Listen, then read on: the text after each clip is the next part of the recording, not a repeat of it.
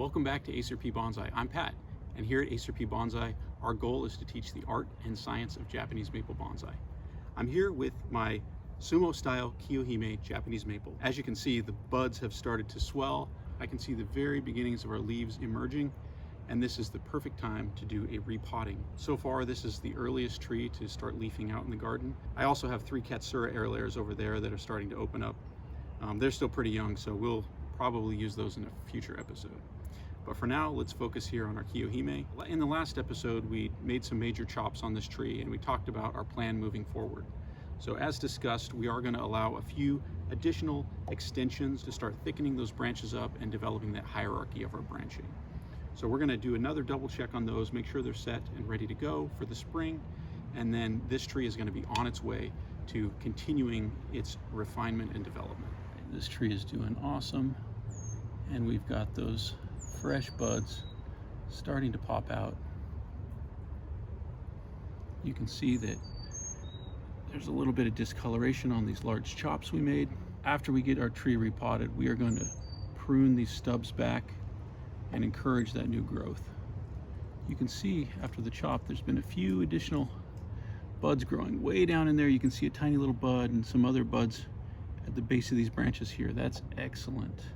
Just what we wanted. Everything seems to have done well over winter. We kept this tree in our greenhouse so it was well protected. And yeah, some of these are a little bit congested. We may have to make a few decisions and cut a few of these back. But let's hold off on that and get the tree repotted before we make any of those final branch decisions. Can't remember if I have this tree tied in or not, but let's take a look. And I think we're gonna be okay. Let's give it a little tug. Oh yeah, it's coming right on out of there. No problem. All right. Let's get that away. All right, we have got a pretty good root system developing here. So let's get some of this moss out of the way. And I wanted to pause for just a minute and talk about this moss. This is a really hairy moss. This particular moss might have come from New York, but several of my trees have a similar moss growing all over them that I collected here on the property in Virginia. And as time has gone on, you know, I've been in my bonsai journey since early 2021, and I was very worried about getting proper moss growing on my trees. Now that I've been at it a few years and I've got moss growing adventitiously on my pots, I've noticed that I need to change up my moss plan. This hairy moss grows so quickly and can really do a number on the trunks of my trees. So I've started switching over to encouraging these slower growing, finer haired mosses. This stuff is just a lot to deal with and it ends up taking over your tree. So I'm gonna do my best to start encouraging slower growing moss. This moss can hold a little bit too much moisture, which can cause some rot on the trunk of your tree. And the last thing we wanna do is take away from the beauty of our developing Nebari. Let me get a brush so that I can be a little more effective at this. I've got this handy nylon brush here, and that's gonna help me get all this moss off the trunk of the tree without damaging any of that precious bark. I really liked Josh Chang's use of this nylon brush for cleaning off his trees during the repotting process. That was a really ingenious way to get after some of those fine roots without damaging them. So, good one there, Josh.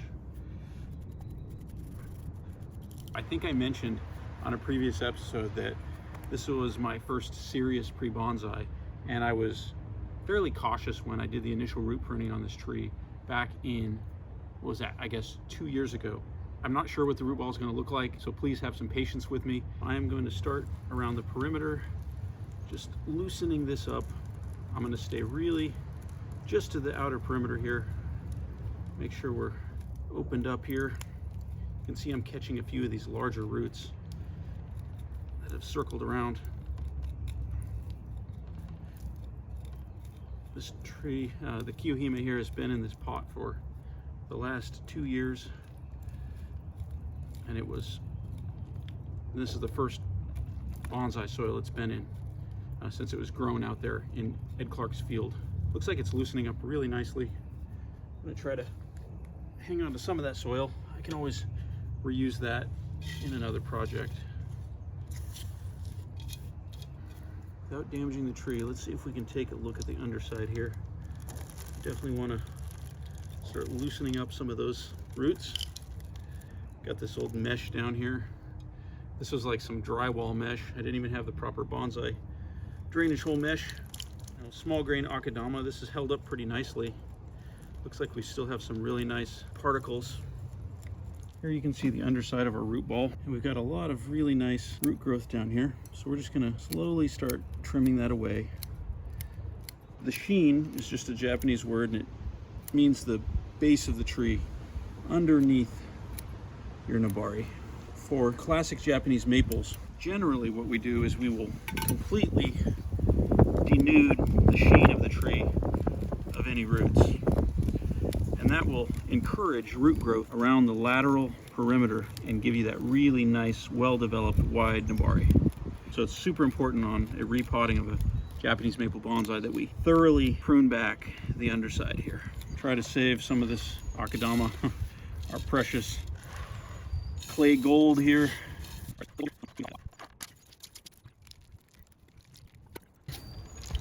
All right, that's looking pretty flat there. I think we can maybe do a little better on this backside. And I think we're starting to hit the root base there. Be a little more careful, but we're gonna keep excavating away here. Yeah, there's the hard cut we made right there. Let's start working again from the top. Now that we're starting to get a little closer to our Nebari, we're gonna slow down, working our way down until we find that root base that we're looking for. For these longer roots, we know we're going to prune these back, so we can start taking out some of those as we go. You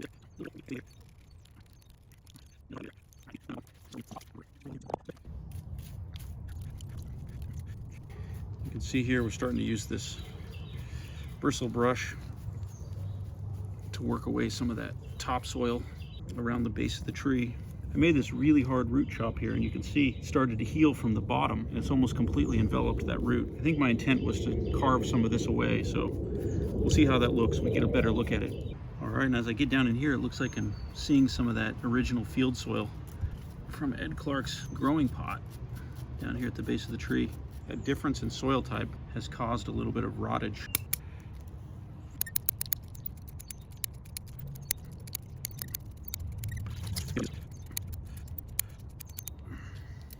Let's make sure we don't dry out our roots. Spray them down periodically here during this process. All right, at this point, I think we just need to spray these roots off and bare root the tree.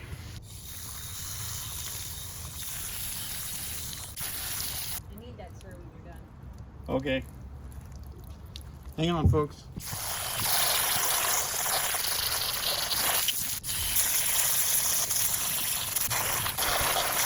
Start cutting back roots that are definitely pointing to the interior, like so.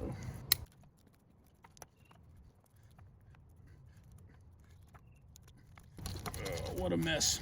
We have quite the cluster of roots here. If I did this all over again, I think I probably would have already removed this crossing root here. I can see the base of the tree there, and this is really going to need to go. So let me get out my saw and let's see what we can do about removing this root. It's going to be an extremely tedious process. I'm probably going to put you on a time lapse.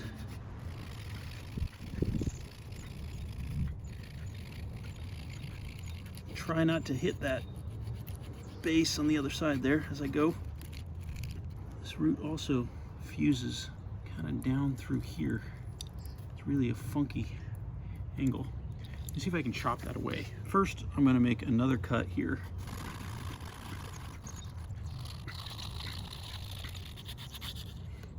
All right, there we go. But look at that. We've got this root coming right down through here. It's actually a full space, and we just got this big weird knob here.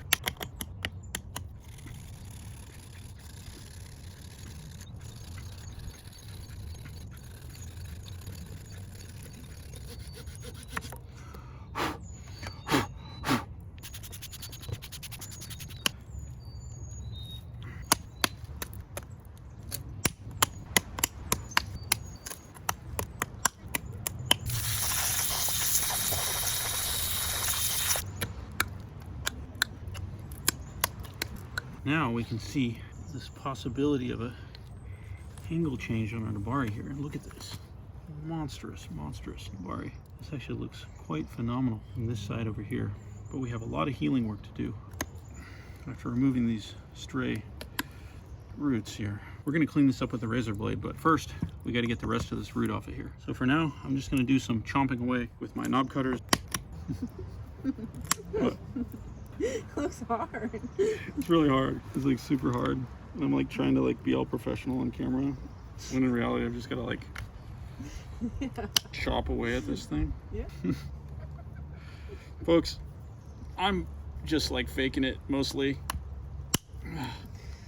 I didn't know what I was doing when I first repotted this tree. This is a disaster. But I'm actually kind of impressed. Like, this is a massive, massive base back here. I can't believe I chose the other side as the front when I've got this like 5 times better base back here. I didn't know what I was doing, guys. Cut me some slack. I think I need to just like saw through here. Try to get this off of there. At least partially. Come on. I might need a new fine-tooth saw after this. Persuade this. Oh yeah, it's loose. Yes. Try not to damage too much more. Oh, there we go. See, this was... There we go. This was part of that root. And now... Ah, yes. Finally. Oh, goodness. Look at this. We have this huge swirling root doing nothing for us.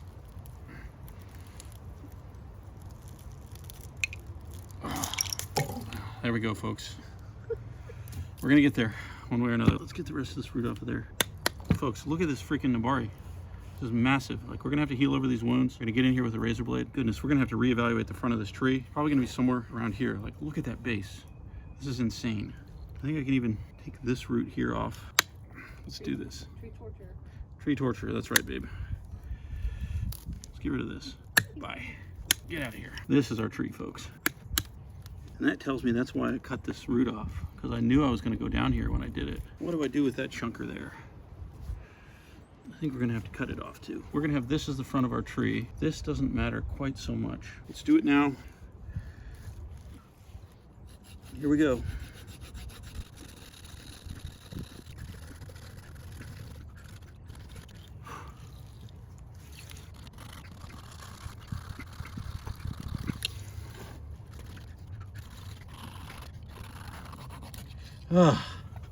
Whew. All right, folks. Get this root off. This is really a wild root system here.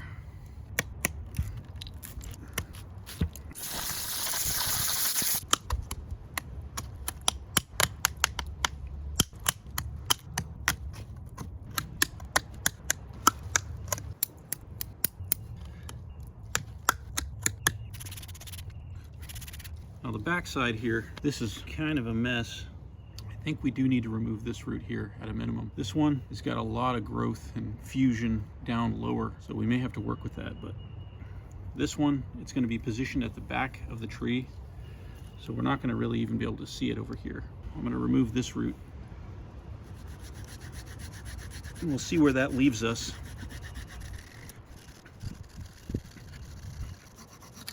All right, and there we go.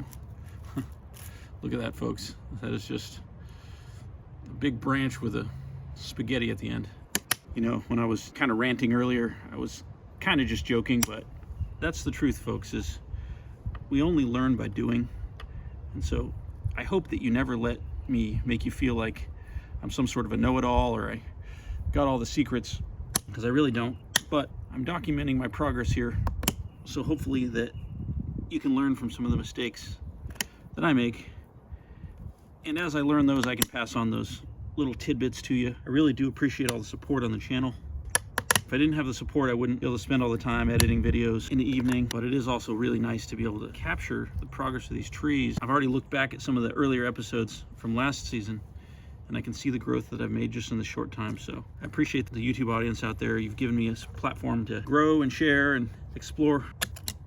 Some nice roots down lower, so we didn't really, you can see we're going to continue developing that Nebari there.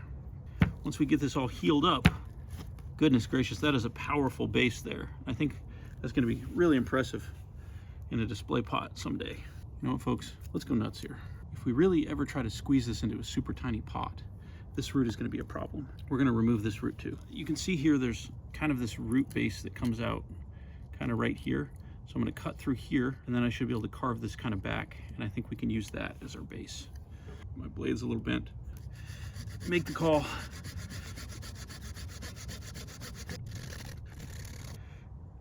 There it goes. Oh! All right, we broke that root. Oh, that was the root we were going to use. Okay, it's all fused together. I'm just going to have to cut that. There we go. Okay. Oof. Look at that, folks. Massive root. All right, this here is kind of healed over. A little bit of hair roots coming down there. Got a much smaller circumference there.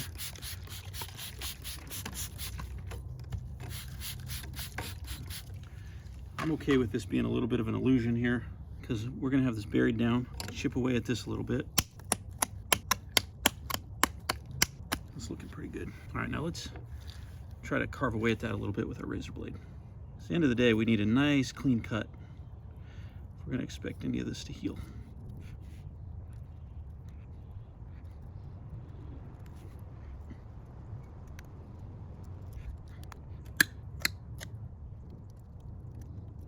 All right, that looks great. And we're gonna go all the way around the base of this trunk for all these areas that we did these root chops. We're gonna clean those up with this razor blade. Make sure we have nice, clean edges so that we can heal over those in the spring here. This is gonna be a nice contour here. I can see this healing over quite quickly. All of these wounds are on the front, so we wanna be really careful with these and make sure we set this up for the best possible healing outcome.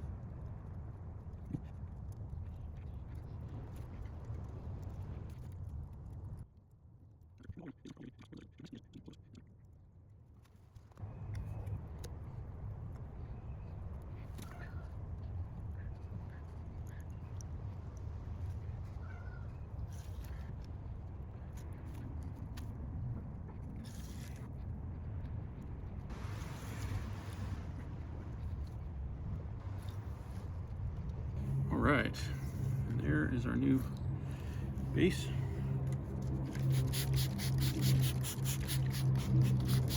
Let's get the tree out of the way. And I've screened the old soil to get rid of all the small particles. For our drainage layer, we're going to do 50% pumice and 50% akadama. Mix that up. We got a nice layer there. We can go ahead and reuse the old soil. Like I said, I separated out the smallest particles to make sure we didn't lose our good drainage ability. A couple little stray roots here and there, that's okay. Those will decompose and provide a little bit of nutrition for our tree. Because of the extreme work we did at the top, I'm comfortable leaving those bottom roots, and we can clean those up at another opportunity. Roots are drying out quick here in this spring air. It's got a really stable base. Push these down. Let's make sure we distribute this evenly around. Get the fresh akadama coming in on all sides.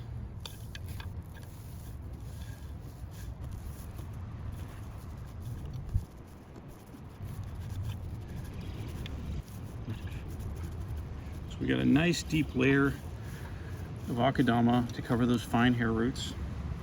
We're going to give this another season or two to develop in this blue pot before we really start working it down into a shallow container. Let's give our tree a drink. I'm going to have to noodle on this for a little bit and find the exact front, but we're definitely abandoning the former front of the tree. Now, you know, this doesn't look all that bad. Maybe we will still use it, but goodness, this base just looks incredible. So folks, hop into the comments and tell me what you think. Should we completely switch up our plan and take this as the front? Or do you think we still have a good base here? Do you think this is a better front? I kind of like this here with this low back trunk kind of hiding back here and just creating some depth. But we may need to rethink what we're doing over here with this triple trunk section on this right hand side thick trunk. This doesn't look as fun as it did from that side. So as always, we're going to want to chopstick our soil to ensure that we get a nice contact with every surface of our bonsai tree. Any open voids can cause excess drying and dieback. We want to make sure we have solid root growth along the entire perimeter of our tree. You'll notice that the soil level starts to drop, and that's your immediate indicator that the procedure is working. The soil is starting to become more compact. It's filling in all the little nooks and crannies and crevices down in between these roots. And that's going to ensure a really nice stable environment and maximize our root growth. Sometimes the back end of the chopstick here can do a better job of pushing that soil down into that area. We've got kind of a gap here. These roots have come right up above the soil line as we've chopsticked this down. So we're going to have to add an additional layer of akadama. We're not looking to make this tree perfect in one go. This is an iterative process. We've already made some massive chops on the base of this tree, and we'll have additional opportunities to move this Nebari forward. And we can allow this to grow for 2 or 3 seasons before we do another repot. The majority of the finer fibrous roots coming out of the base of this tree are about an inch below the surface. We're not in any danger of exposing those.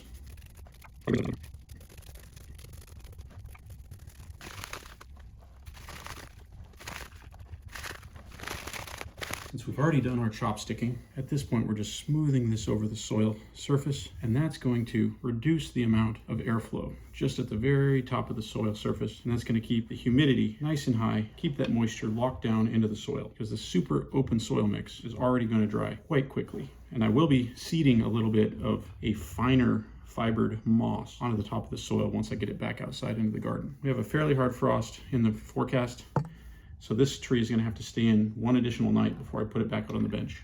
I'm hoping that's the last bonsai shuffle for the spring, but you never know. I'm sure we have a few more. This dark area of bark here shows us how far we've moved this tree up and out of the soil line. When we were looking at it before, we only had a tree about this big above my hand. After that major root work and moving the tree about 1 inch to 1.5 inches further up out of the soil, we're going to have to completely reconsider the design. From this side, somewhere in here, and I haven't fully decided where the exact front is, we have a much more beautiful broad Nebari. Our original front is back here, and as you can see, it has a very flat, unappealing base compared to the other side of the tree. I haven't fully written this side of the tree off as our proposed front, but because we have such an excellent base on the back side here, I think it's really important that we reconsider our design moving forward. Yes, it has a better base, but it's got these really large scars here and here, so those are exposed. Additionally, this trio of apices off of this right-hand trunk line looks quite a bit different from the backside. I would say it's less attractive. So if we turn that around, we have this kind of interesting twisting motion over here on this side of the tree, and we have a nice developed rear for additional depth. We've left the front open to expose the trunk lines when this was our proposed front. Rotating around to the back, many of these branches become immediate eye pokers. So this is definitely going to be a work in progress. In either case, I still think that we need to continue developing this apex to be a lot stronger, and we need to continue working on this inverse taper. So those chops that we made in the fall, we need to bring those all the way back to the base so those can start healing over as this tree leaves out and the energy is pushed into the tree. Do a little bit at a time. You can see the node lines here, and that tells us that this branch is really well compartmentalized. So we don't need to worry too much about dieback. All right, that's looking pretty good there. We brought it back. I want to do the rest of the work with a razor blade.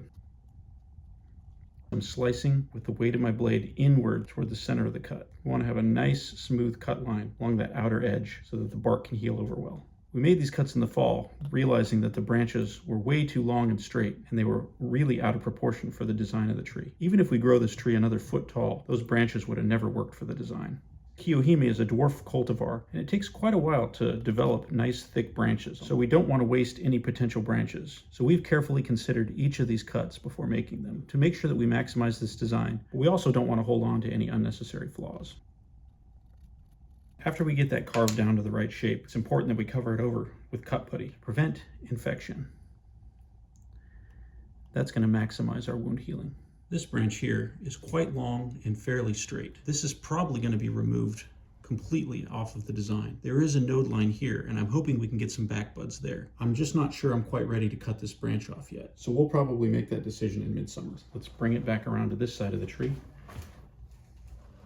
This was quite the eye poker. And you can see the reddish color of the bark. It's already dyed back all the way to the collar. That's quite the knob.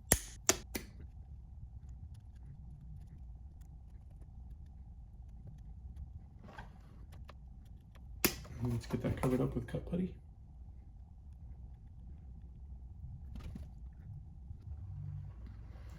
Let's rotate over here. This needs to happen regardless of our front.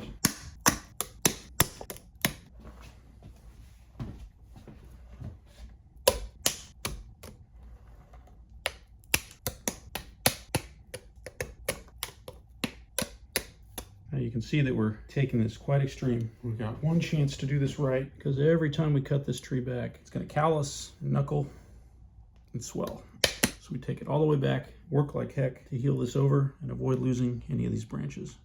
We've left those 3 strong branches at the top, even though they may not all be used in the design. We wanted to make sure we had fairly solid hydraulic pressure pulling water resources up through the tree. Now remember, Kiyohime is also a basally dominant cultivar, which means compared to a wild type seedling, we're at an even higher risk of suffering apex dieback during a severe operation like this. So to some extent, we're rolling the dice here. We need to do everything we can to protect this tree moving forward. We can't let it be exposed to any frost. We have to stay on top of its watering. We need to keep a really close eye on this tree. And I think that's good enough there. We have tortured this tree enough. And as you can see from that angle, we've taken care of that inverse taper quite well. So let's get that covered up with some cut putty. All right, make sure that is completely compartmentalized. Spin this tree around. Another knobby right over here. All right, folks, we have a little bit of additional bud selection to do here, but for now, after that major work, I think I'm going to just hold off on that, and we're going to allow this tree to start leafing out. I don't want to do anything else to damage the forward progress. Thank you so much for joining me on another episode of Acer Bonsai. I really appreciate you following along the journey of our trees. Please, if you haven't already, like, subscribe, comment down below. Let me know what's going on in your Japanese maple garden. I'll see you all in a few weeks when this tree leaves out.